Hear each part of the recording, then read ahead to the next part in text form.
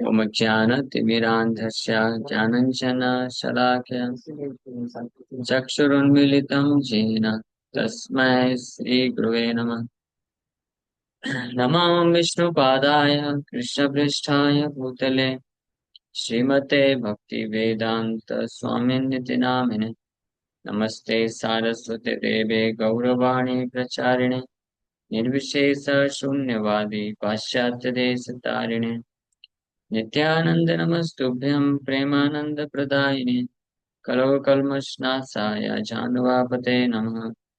नमो महावदन्याय कृष्ण प्रेम प्रदायते कृष्णाय कृष्ण चैतन्य नामने गौरतुसे नमः। जय श्री कृष्ण चैतन्य प्रभु नित्यानंद श्री अद्वैत गदाधर शिवासादि गौर भक्त वृंद। हरे कृष्णा कृष्णा कृष्णा हरे हरे हरे राम राम राम हरे हरे। वापस स्विच ऑन कर लीजिए और बढ़ा दीजिए वॉल्यूम, इसका स्पीड। हरे कृष्णा। तो आप सभी भक्तों का हार्दिक स्वागत है आज के भगवद गीता की चर्चा में। तो हम लोग चर्चा कर रहे हैं श्रीमद् भगवद गीता चैप्टर 2 टेक्स्ट 53 पे चर्चा किए थे लास्ट टाइम। श्रुति विप्रतिपन्ना ते यदा स्थास्यति निश्चला समाधाव अचला बुद्धिस तदा योगमवाप्स्यसि। इस श्लोक पे चर्चा किए थे। भगवान कृष्ण अर्जुन को बोल रहे हैं, ये बुद्धि योग का आखिरी श्लोक है। When your mind is no longer disturbed by the flowery language of the Vedas, and when it remains fixed in the trance of self-realization, then you will have attained the divine consciousness. Divya चेतना आपने प्राप्त किया, कैसे पता चलेगा? कि जब आपका मन डिस्टर्ब नहीं है, किससे? Flowery language of the Vedas, पुष्पिताम वाचा। मतलब ऐसे प्रपोजिशंस, ऐसे प्रपोजल्स प्रपोजल्स को क्या बोलेंगे? अवसर। ऐसे अवसरों से जब किसी का मन डिस्टर्ब नहीं होता है, जहाँ पे आपको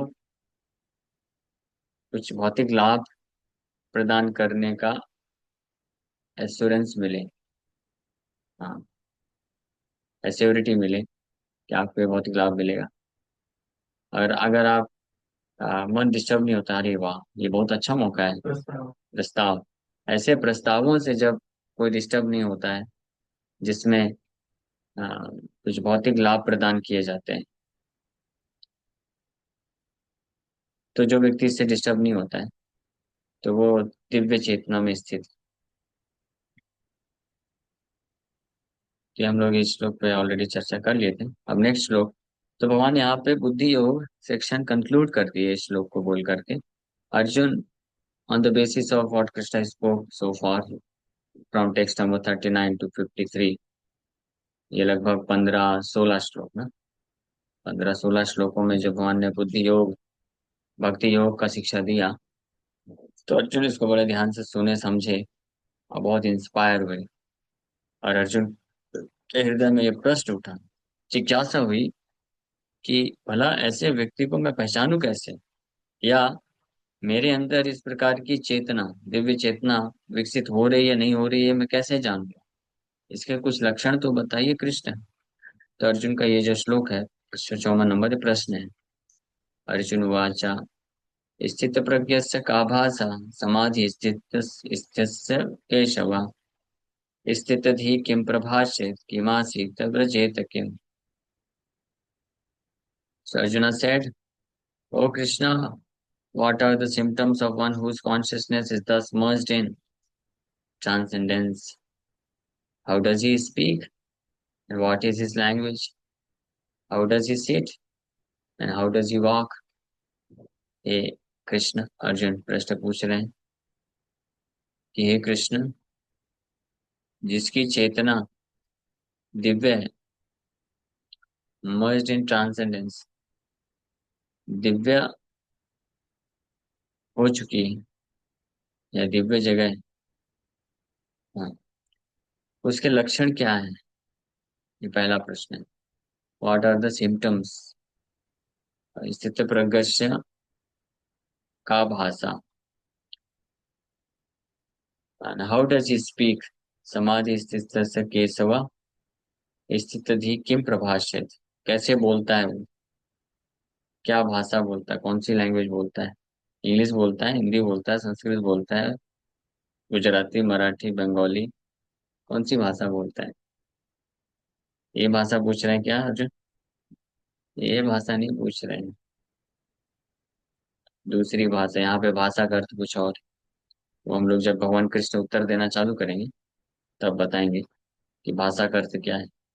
फिर किम प्रभाषित, हाउ डज ही स्पीक, वो जोर से बोलता है, धीरे बोलता है, मौन व्रत ले लेता है, कैसे बोलता है ना। जैसे कुछ लोग सोचते हैं ना कि जो दिव्य चेतना में युक्त व्यक्ति है उसको बड़ा प्रेम से बोलना चाहिए, मधुर बोलना चाहिए, कम बोलना चाहिए, मौन व्रत हो जाना चाहिए, है ना।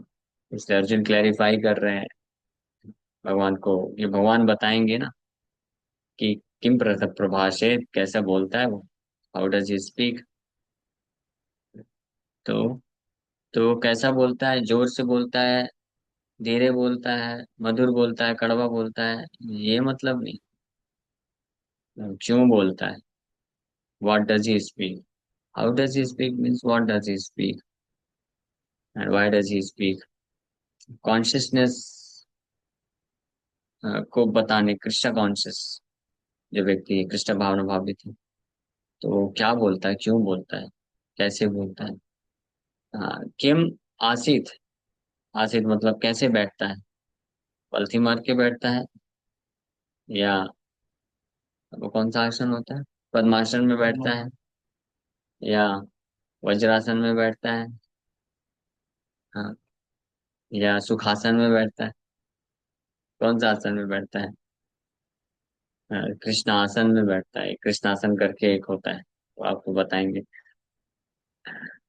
तो कैसे वो बैठता है, एंड वर्जेत क्यों, और चलता कैसे है, स्लो चलता है, फास्ट चलता है, कैसे चलता है।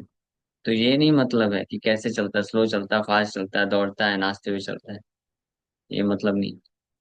ये सारा जो चीज पूछा जा रहा है, ये कृष्णा कॉन्शियस पर्सन जो दिव्य चेतना में स्थित है, ये अलग अलग तरीके से अर्जुन प्रश्न पूछ रहे हैं कि हाउ डज ही इंटरेक्ट, कैसे इंटरेक्ट करता है, कैसे रिएक्शन देता है, उसका चेतना कैसा है, उसकी भावनाएं कैसी, कॉन्शियसनेस से रिलेटेड है, जिस जो एक्सटर्नली अलग अलग तरीके से मैनिफेस्ट होता है ना। तो अर्जुन के प्रश्न, स्थित प्रज्ञस्य, प्रज्ञा, ज्ञा means knowledgeable person, one who knows is ज्ञा, और ज्ञानी।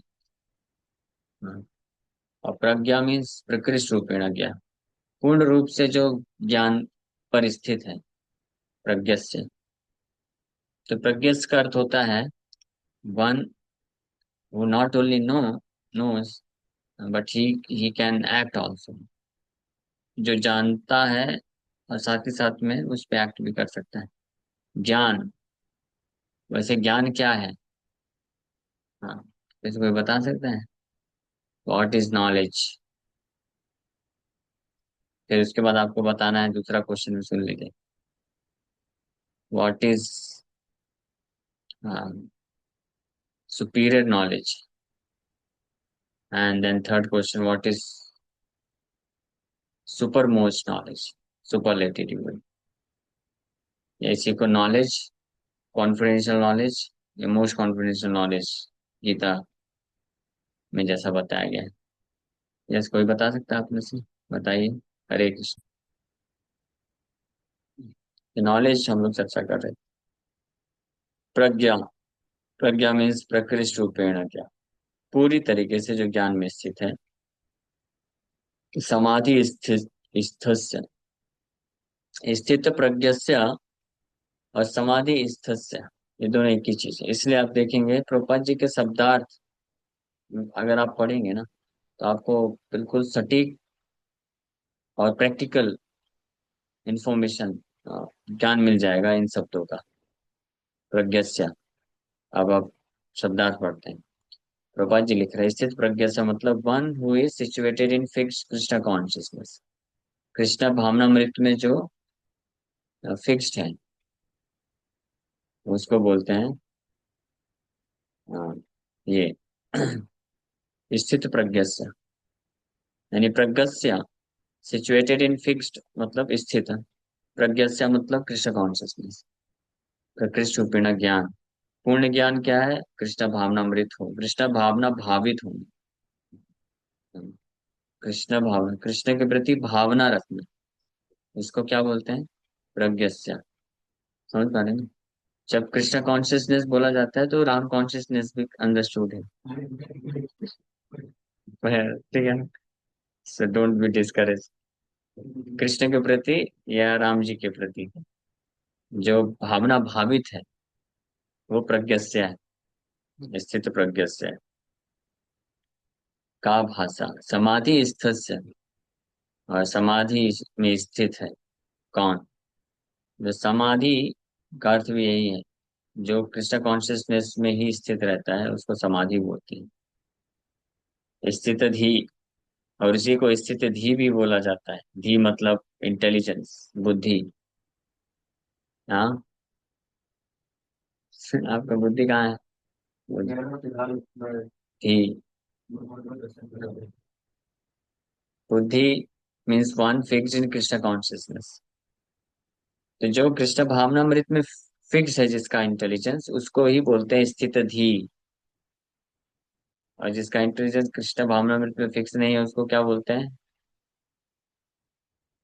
हाँ, उसको बोलते हैं विस्तृत धी। कई जगह विस्तृत है, एक्सपैंडेड है। और बुद्धि, उसी को सुबुद्धि भी बोला जाता है। बाकी आर कुबुद्धि संसार, चैतन्य चरितमृत में बताएगा। बैड इंटेलिजेंस, जो कृष्णा, ऐसी बुद्धि जो कृष्णा में फिक्स नहीं, उसको बैड इंटेलिजेंस बोला जाता है। सो ऐसे स्थित धी, समाधि स्थस्य और स्थित प्रज्ञस्य, ये तीनों एक ही विषय वस्तु के अलग अलग आस्पेक्ट पे चर्चा कर। स्थित प्रज्ञस्य, प्रज्ञस्य का अर्थ होता है कृष्ण कॉन्शियसनेस। और समाधि स्थस्य मतलब उस कृष्ण कॉन्शियसनेस में जो स्थित है सम्यक रूपेण। और ऐसे व्यक्ति की बुद्धि भी, उसको स्थित भी बोलते हैं। तो ऐसा व्यक्ति कौन सी भाषा बोलता है, क्या बोलता है, कैसे चलता है, कैसे बैठता है, यानी उसके लक्षण सिम्टम पूछ रहे हैं अर्जुन। क्योंकि ये जो चीजें हैं, ये तो इनर कॉन्शियसनेस है ना। प्रज्ञस्या, समाधि स्थस्या, स्थित धी, fixed in Krishna consciousness. Consciousness कैसे पता करें? चेतना है ना ये तो कृष्ण में चेतना लगी है, ऐसे व्यक्ति को कैसे पहचानूं मैं? तो उसका कुछ एक्सटर्नल मैनिफेस्टेशन होना चाहिए। वो मैनिफेस्टेशन कैसे होता है? वो संसार में कैसे इंटरेक्ट करता है, व्यवहार करता है, कैसे बोलता है, कैसे डील करता है, कैसे इंद्रियों के साथ, इंद्रियों का कैसे इस्तेमाल करता है, कैसे इंद्रियों को संयमित करता है। ये है सिम्टम्स जिसके द्वारा पहचाना जा सकता है। तो यहाँ पे जो अर्जुन के द्वारा पूछा जा रहा है, का भाषा, कैसा बोलता है मतलब कैसे इंटरेक्ट करता है इस संसार में, व्यवहार कैसा है उसका। व्यवहार का मतलब ये नहीं है कि मीठा बोलता है या कड़वा बोलता है, वो व्यवहार नहीं है। व्यवहार मतलब कि संसार में अलग अलग जब उस सिचुएशन आती है तो उसमें कैसे रिएक्ट करता है, और कैसे, हाँ, कैसे बोलता है, कैसे बैठता है, कैसे चलता है। बैठता है मतलब अब उसके पास जो शरीर है, इंद्रियां हैं, इसको कैसे स्थिर रखता है। अब रजित मतलब चलता है, मतलब इसको कैसे नियोजित करता है, कैसे चलाता है। इस शरीर को, इंद्रियों को, मन को कैसे चलाता है और कैसे इसको स्थिर रखता है, कब कब स्थिर रख लेता है, कब कब चला देता है। हाँ। और कैसे मैनिफेस्ट करता है अपने वाणी, हाउ डज स्पीक। तो इसके तात्पर्य में प्रभुपाद जी इसको एक्सप्लेन कर रहे हैं, सुनिए ध्यान से। ये क्वेश्चन को पहले समझना जरूरी है कि अर्जुन क्वेश्चन एग्जैक्टली क्या पूछ रहे हैं। लक्षण जानना चाह रहे हैं अर्जुन ना। तो प्रभुपाद जी लिख रहे हैं, as there are symptoms for each and every man in terms of his particular situation. Similarly, one who is Krishna conscious has his particular nature, talking, walking, thinking, feeling, etc. As a rich man has his symptoms by which he is known as a rich man. As a diseased man has his symptoms by which he is known as a diseased. Or as a learned man has his symptoms. So, a man in transcendental consciousness of Krishna has specific symptoms in various dealings. The dealings. तो जिस प्रकार से अलग अलग प्रकार के व्यक्ति होते हैं, उनके कुछ ना कुछ लक्षण होते हैं। जो धनी व्यक्ति होता है, जैसे उसके लक्षण होते हैं कुछ। हाँ, वो कैसा दिखता है, कैसा चलता है, कैसे बात करता है, कैसे डील करता है। हाँ। जैसे एक बीमार व्यक्ति के लक्षण होते हैं, जैसे एक ज्ञानी व्यक्ति के लक्षण होते हैं, उसी प्रकार से कृष्ण भावनामृत में स्थित व्यक्ति के भी कुछ लक्षण होते हैं जो वेरियस डीलिंग्स में वो प्रकट होते हैं। ठीक है। तो ये लक्षण क्या क्या है, कल भगवान इसमें बोलना चालू करेंगे तो हम लोग चर्चा करेंगे एक एक करके। लेकिन यहाँ पे लक्षण बताया। So one can know his specific symptoms from the Bhagavad Gita. ये जो कल 55 नंबर श्लोक से लेकर के 72 नंबर श्लोक तक भगवान कृष्ण ऐसे सिम्टम्स व्यक्त करेंगे। Most important is how the man in Krishna consciousness speaks, और speech is the most important quality of any man. सबसे इम्पोर्टेंट सिम्टम क्या है, अगर इमीडिएटली जानना है कोई व्यक्ति कृष्ण भावनामृत में स्थित है कि नहीं, तो सबसे इम्पोर्टेंट कैसे जान पाएंगे। बाकी सिम्टम्स तो कई समय तक उसके साथ व्यतीत करते हैं तो पता चलेगा, लेकिन इमीडिएटली जानना है तो क्या है, वो क्या बोल रहा है। हाँ। इसलिए बोला गया है, it is said that a fool is undiscovered as long as he does not speak, and certainly a well dressed fool cannot be identified unless he speaks, but as soon as he speaks he reveals himself at once। है ना। तो उसी प्रकार से जो कृष्ण भावना भावित व्यक्ति है, तो वो कैसे बोलता है, क्या बोलता है। The immediate symptom of a Krishna conscious man is that he speaks only of Krishna and of matters relating to him. Other symptoms then automatically follow as stated below। तो इमीडिएटली अगर जानना है किसी को कि कृष्ण भावना भावित है कि नहीं, तो उसके साथ 15-20 मिनट बैठिए, वो क्या बोलता है। तो अगर आप कृष्ण भावना भावित है तो जान जाएंगे कि वो व्यक्ति कृष्ण भावना भावित है कि नहीं। अगर आप अगर कृष्ण भावना भावित नहीं है तो फिर नहीं जान पाएंगे।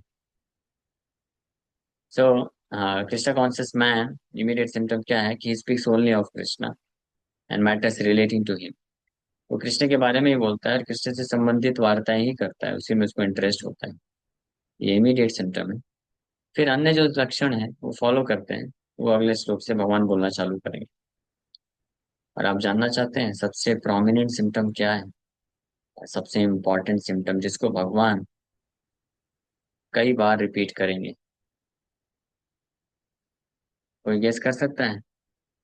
भगवद गीता 2nd चैप्टर आप लोगों ने पढ़ा होगा ना। यस, बताइए। What is the most important symptom.